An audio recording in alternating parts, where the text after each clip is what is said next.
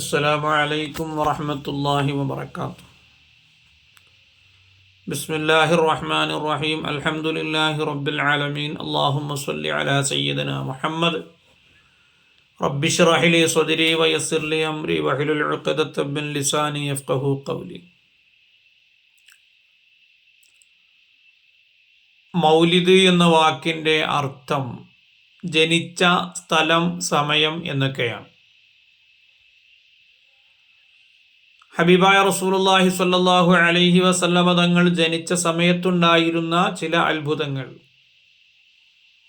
അതുപോലെ അവിടുത്തെ മറ്റു ജീവിത വിഷയങ്ങളും എല്ലാം ഉൾക്കൊള്ളിച്ചുകൊണ്ട് രചിക്കപ്പെട്ടവക്കാണ് നാം പൊതുവെ മൗലിദ് എന്ന് പറയാറുള്ളത്.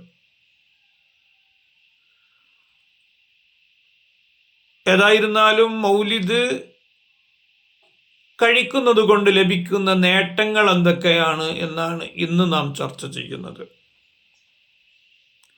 സയ്യിദു താബിഈൻ ഹസനുൽ ബസ്രി റളിയല്ലാഹു തആല അൻഹു, ബഹുമാനപ്പെട്ടവർ പറയുകയാണ്, വദിത്തു ലൗ കാന ലി മിസ്ല ജബലി ഉഹദിൻ ദഹബ ലഅൻഫഖ്തുഹു അലാ ഖിറാഅത്തി മൗലിദിർ റസൂലി സ്വല്ലല്ലാഹു അലൈഹി വസല്ലം. ഉഹദ് പർവ്വതത്തിൻ്റെ അത്രയും സ്വത്ത്, ധനം എന്നിലുണ്ടെങ്കിൽ അത് മുഴുവനും റസൂലുള്ളാഹി സ്വല്ലല്ലാഹു അലൈഹി വസല്ലമ തങ്ങളുടെ മൗലിദ് പാരായണം ചെയ്യാൻ അത് വിനിയോഗിക്കും. അങ്ങനെ ഞാൻ ആഗ്രഹിക്കുന്നു എന്ന് ബഹുമാനപ്പെട്ട ഹസനുൽ ബസ്രി റളിയല്ലാഹു തആല അൻഹു പറയുകയാണ്. ഇത് ബഹുമാനപ്പെട്ട ഇമാമുൽ ബക്രി റളിയല്ലാഹു അൻഹു അവിടുത്തെ ഇആനത്തു ത്വാലിബീനിൽ വ്യക്തമായി ഉദ്ധരിച്ചിട്ടുണ്ട്. അതുപോലെ തന്നെ സയ്യിദു ത്വായിഫ എന്ന പേരിൽ അറിയപ്പെട്ട ഔലിയാക്കളുടെ നേതാക്കളിൽ പ്രമുഖനായ ഇമാമുന ജുനൈദുൽ ബഗ്ദാദി റളിയല്ലാഹു തആല അൻഹു, ബഹുമാനപ്പെട്ടവർ പറയുകയാണ്, മൻ ഹളറ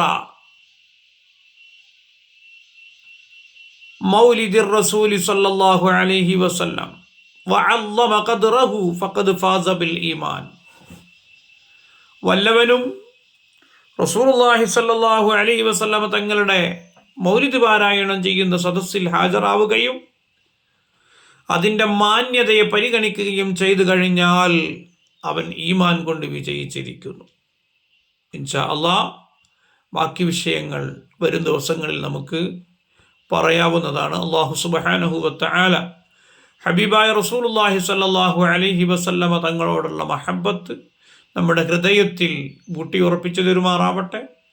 ഹബീബിൻ്റെ സ്നേഹം കൊണ്ട്, അവിടുത്തെ തിരുനോട്ടം കൊണ്ട് വിജയിക്കുന്നവരിൽ അല്ലാഹു നമ്മെ ഉൾപ്പെടുത്തി അനുഗ്രഹിക്കുമാറാവട്ടെ. ആമീൻ ബിറഹ്മതിക യാ അർഹമർ റഹീമീൻ.